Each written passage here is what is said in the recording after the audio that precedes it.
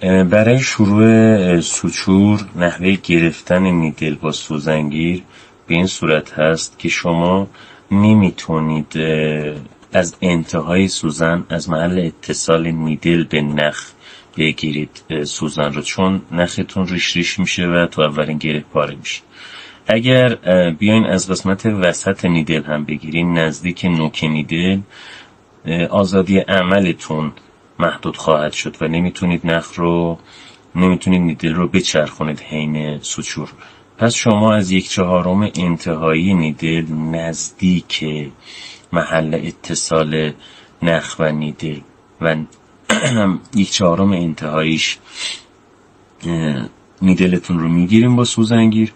برای شروع سوچورتون، برای شروع بخیه، ابتدا فلپی که آزاد هست، فلپی که شما بلند کردین و ثابت نیست رو، نختون رو از بیرون به سمت داخل برش هدایت میکنید. نحوه ورود نیدل شما به صورت عمود به بافت خواهد بود. اگر فلپتون استحکام کافی داره، از حدود 2 تا 3 میلیمتری لبه برش نیدلتون به صورت عمود از بیرون به داخل وارد میشه. توی بافت هایی که شکننده هستند، بافت هایی که استحکام کمتری دارن، میتونید بایت ورودتون رو بیشتر کنید. پس از ورود به داخل نخ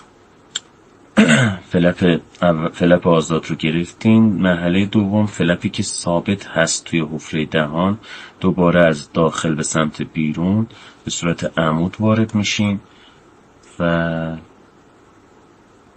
توی این مرحله میتونین گرهتون رو انجام بدین. برای ایجاد گره، انتهای نخ رو به صورت کوتاه نگه میداریم که بتونین بیشتر از نختون استفاده بکنید.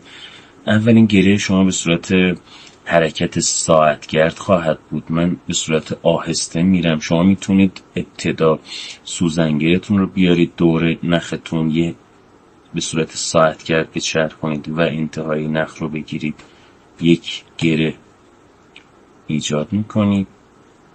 گره دوم شما به صورت پاد ساعتگرد خواهد بود و دوباره گره سوم به صورت ساعتگرد. شما میتونید به جای اینکه سوزنگیرتون دور نختون بچرخه، توی مراحل اولیه که حالا حرفه‌ای نشده، نختون رو روی سوزنگیرتون به صورت ساعتگرد بچرخونید و دوباره انتهای نخ.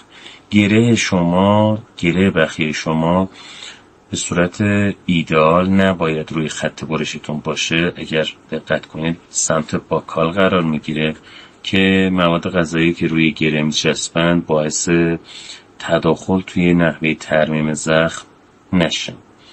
برای کات کردن گره از 4-5 میلیمتری گره شما نختون رو کات میکنید. این یک بخیه ساده اینتراپت که انجام شد.